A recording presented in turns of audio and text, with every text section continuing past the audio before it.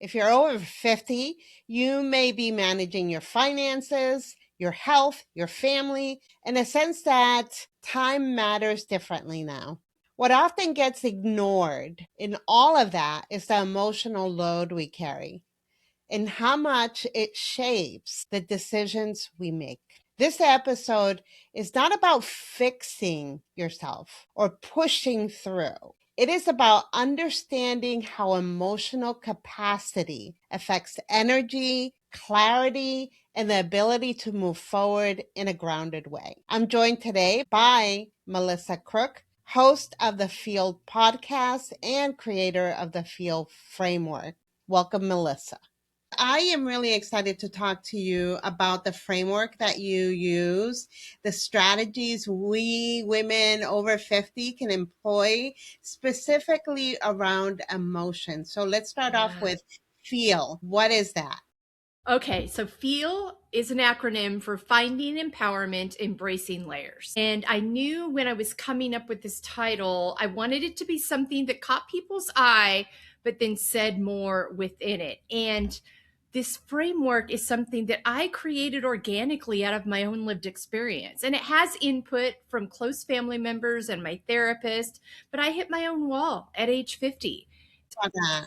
Well, we've lived all over the country. My husband works in higher ed administration. So we've lived all over. We were on our 11th move at the time. We've moved 12 times. I'm now in Fresno, California, but we were in our 11th move as he took a job at Texas Tech University System. And I thought it was going to be an easy move. One daughter was married. The other two were in college. It was just my husband and I. Didn't have to find new schools or any of those things. It was just the two of us. I'm like, easy peasy. This will be great.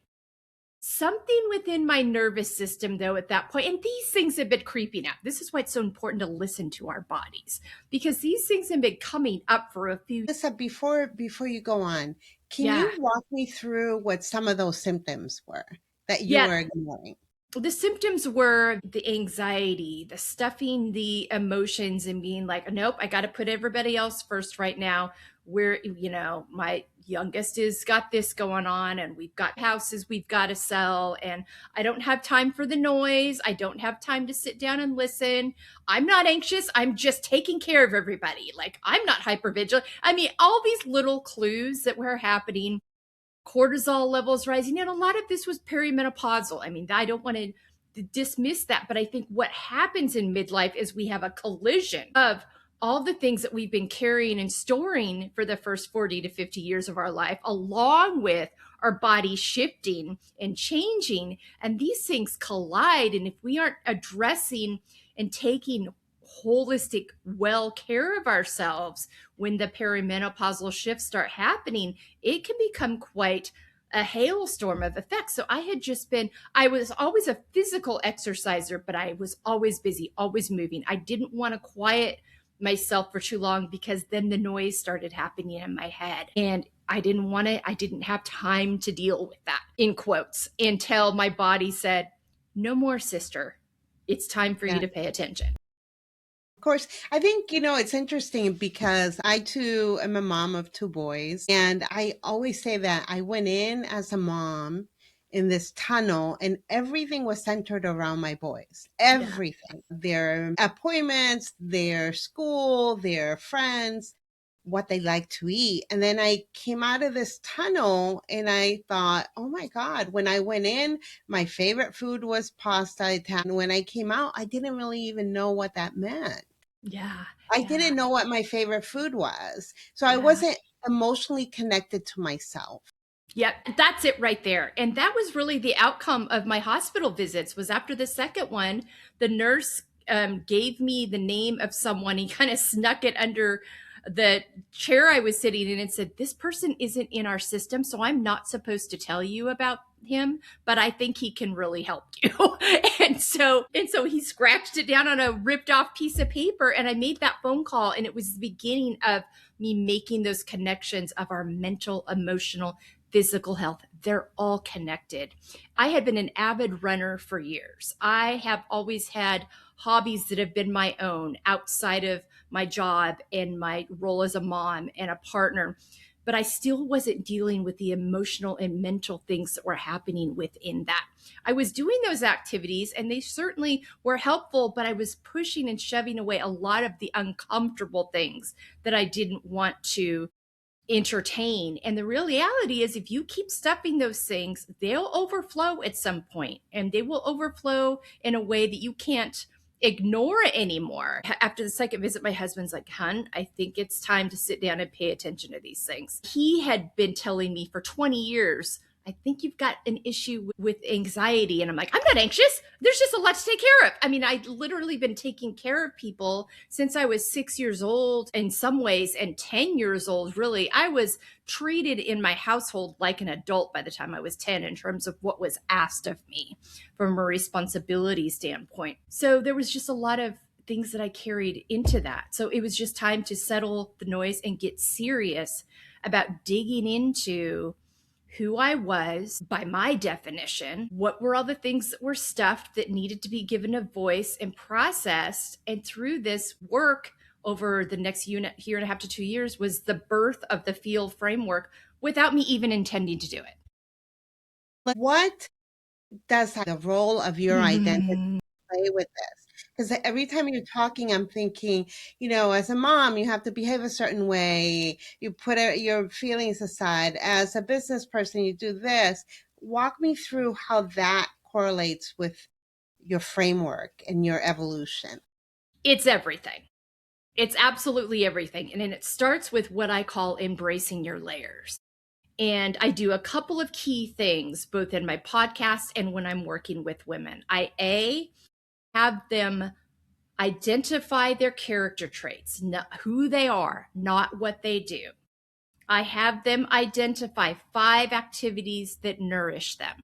And I have them identify 5 words on how they want to feel the next 6 months. And then I start there. I'm like, this is how we're going to build the core of who you are.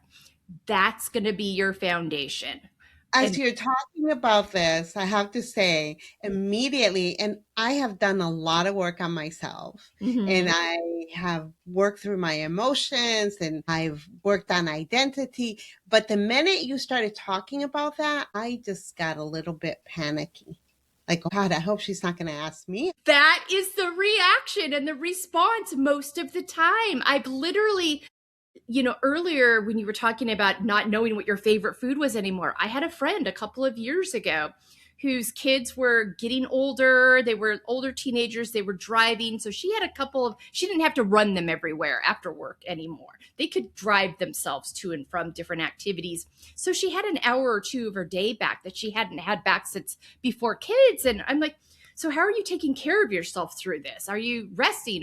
She's like, I don't know." She's like, "I don't even know I'm like, "Well, I asked her that. What are some activities that nourish you?" She's like, "I don't know." And that's what happens is we disconnect from that because we get laser focused on these roles that we're playing. And yes, they are important.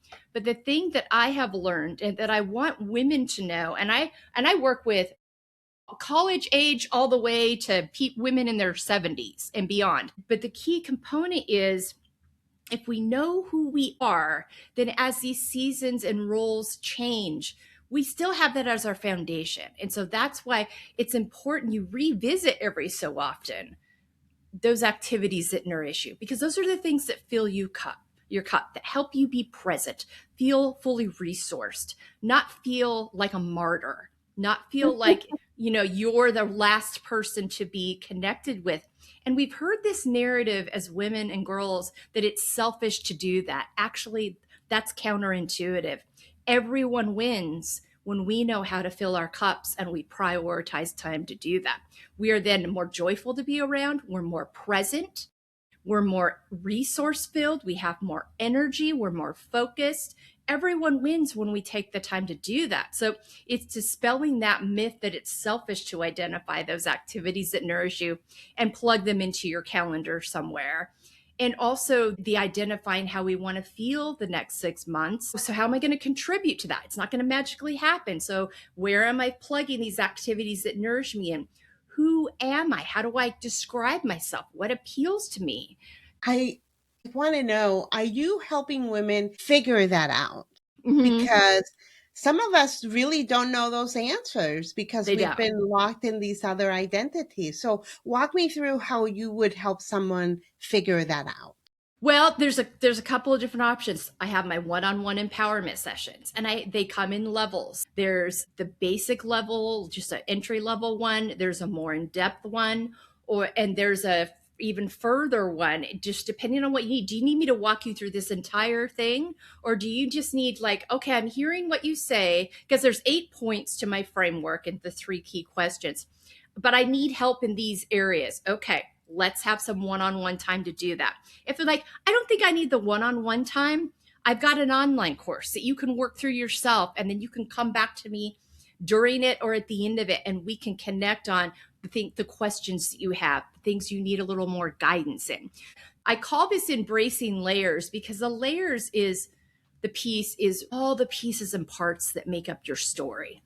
Because in order for you to see yourself as valuable and worthy without what you do, it's like, let's erase all the roles and all the responsibilities and job titles and all those things that you are, and let's get to the core and start just unpacking your layers, the stories of your life, the decisions you've made, your character traits. What is your relationship with yourself within those? Are there things you have shame around, fear around, wish you hadn't done? We all have those things. But what happens with women is we want to stuff them or ignore them rather than confront them, deal with them, heal from them, allow them to move through us and process. And so sometimes it just begins at, if they can't get at those things that nourish them, sometimes we got to go back. I'm like, we're just going to talk about your layers today.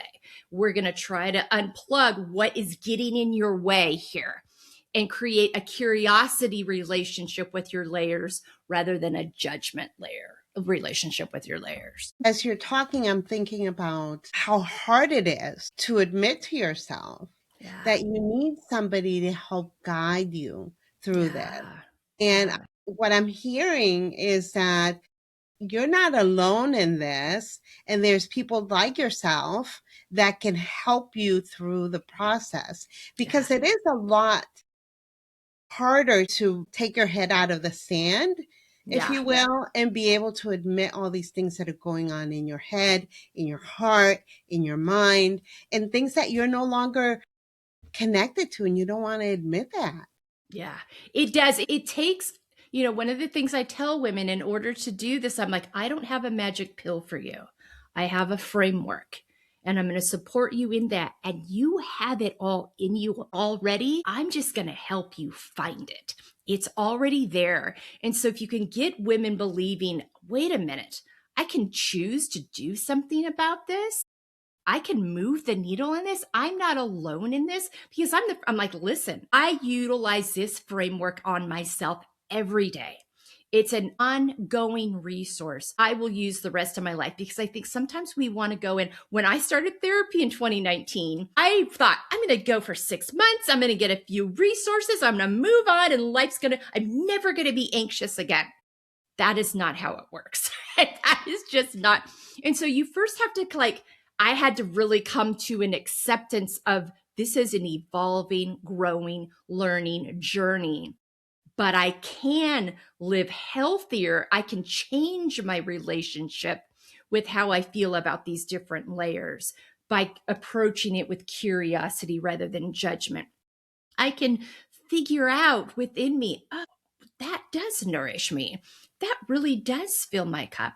Oh, I can find 5 minutes in the day. And what I'll do at the very beginning with people is we start with a 30-minute free, just one-on-one session where I just ask you those basic questions. And then that gives me a barometer of where you are. Like, okay, you've got a good handle on this, but we need some work here. So this is what I'm going to suggest. Is part of your layer, do you talk about imposter syndrome? Oh, yeah. I mean, that comes up with a lot of women. Absolutely. And so for each person, it's like, so what is it about yourself that you don't believe deserves to be seen, known, and heard in this room? Why do you think you don't belong here? We treat our thoughts as truth, and we treat narratives we've heard for our whole lives as truth. And many times those narratives are not true. but we have treated them that way. So it's about getting, okay, what is it? Talk to me about times and spaces that this has come up for you. Let's try to trace back to where this comes from, and let's dismantle that and relearn and own what's actually true. Now, what's going to happen with that is your nervous system, for a while, your nervous system equates safety and comfort as the same thing. Like, I've been doing this for 40 years, so it must be safe. Like, I was in a very codependent relationship type person. When I shifted that, it was pretty uncomfortable for about a year and a half. That means that you have made some shifts that they're not accustomed to. And it is going to be up to them to decide what they do with that. But that is not meaning you did anything wrong. We talked about our layers. We talked about the activities that nourish us, how we want to feel, and who we are as a person. So in order to live this out daily, where do I need to set some healthy boundaries around my time? Where are my mental, emotional, physical health connections? Am I tending to all of these, or am I ignoring some things? Am I over apologizing? Or am I showing up? I call it showing up unapologetically. And it simply means a humble confidence. Like, I know I belong here. I know I have a voice that deserves to be seen, known, and heard. And I also know that I'm continuing to learn and I don't know everything. And I want to invite other women into this because I know that they struggle too. And I know that we need each other to support each other and hear each other so that we can create change together. I'm very passionate about community and women supporting other women and not seeing them as a competition. Oh, so you start identifying who you are and what nourishes you and where your healthy boundaries are. It becomes very clear. Those are my values. Those are the things I care about. Those are my expectations. I've been living out of societal or family or cultural or faith space expectations, but they aren't actually mine. And then we talk a lot about, okay, so how are we going to communicate that? Because you can state all these things to yourself and to me, but then it becomes living them out. So we'll walk through and we'll practice what that looks like. What has your experience been with women that have worked with you and they realize that some of the friendships that they currently have are no longer serving them? They're taking away instead of Adding giving. to, yeah. Yeah. That's a really hard one for women because we seem to have this belief that if a relationship ends, somebody is bad. Somebody's done something wrong. Hmm. Somebody tried it. We kind of moralize it. And it's like, you know what? That just means that relationship isn't serving anymore.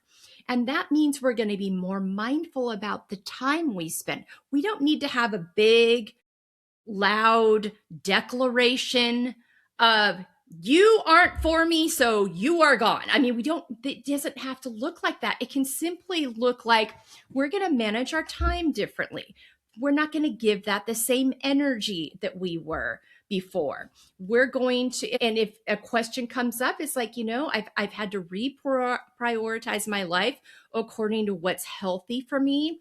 And so I'm having to spend my time and space here more. And if they ask more questions, then it's like, I feel like this relationship had its season, but it's not, and we'll rehearse those conversations because women struggle with this. It is hard. Yes. In fairness, sometimes these relationships need to be given a few, well, I'm no longer doing that anymore because they're so used to you showing up in one way that it's not always realistic overnight for them to expect that. But if they're continually violating a boundary or expectation you've communicated, that is a clue to you that that relationship is unhealthy. It's okay to choose you.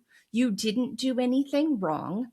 You don't need to make them the bad guy either. It's simply managing your time differently. And if that's something they're not okay with, being okay releasing that. We spend a lot of energy worrying about what other people think about us and what other Yeah. people are saying about us. Start recognizing your worth and you're just less inclined to be drawn to those relationships. But that's a really long answer to your question, but it's hard. It's hard. And there's a lot of rehearsals and a lot of back and forth that happens in what those conversations might look like and that they don't have to be this big production. I know with friends, sometimes we're thinking about the life that we shared, all the moments, all the memories. Yeah. those memories no longer fit, and they don't fit Yeah. you anymore either. So I No. think that that's kind of comes into play when you're thinking about how they fit your life now. So Yeah. I really like what you're saying. I love the framework. I think it's a great value for women. I think particularly when you are outside that tunnel trying to figure out Yeah. what's going on. And in some cases the world has changed.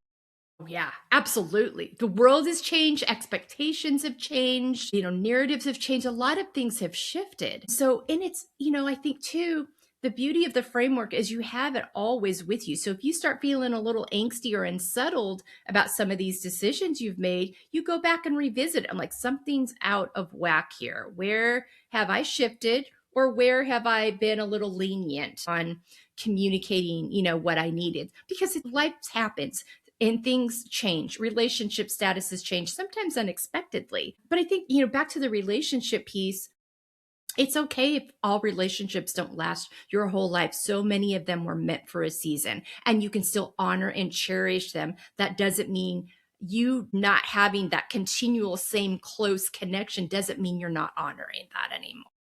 Understood. And I 100% agree. I've shed a few friendships recently Yeah. or in this journey that I'm on. And so I can Mm. understand how difficult Yeah. it is for people to do that. Melissa, as we're closing our session, walk me through how someone would connect with you. Of course, we're going to put it on our notes for people to connect, but would you like to just share any final thoughts and how they would connect with you? Yeah, absolutely. Go to embracinglayers.com and all of our work is there. So if you're curious about any of the things we offer that's there, but go to that contact form and fill that out and let's get together and have that 30-minute session to see where you are, for me to meet you, see where you are, and talk about what's going to support you and help you within the resources that we have. I tell women all the time, you think nothing of dropping this time, this space, this money for your kids, your partners, your workspace. Make sure you save some of that for you, whatever that is, to invest in you. I think just knowing that you're not alone and that So there are powerful. sources for you to go to, that Yeah. these questions have answers, that somebody can guide you through what you're Yeah. going through. I think that's Yeah. so important. It is absolutely so important because we think we're alone. And then we're like, oh, wait a minute, you too. And there's something really unifying in that when you can connect and share resources and support each other. Well, thank you, Melissa, for being with us, and Absolutely. we will see you soon.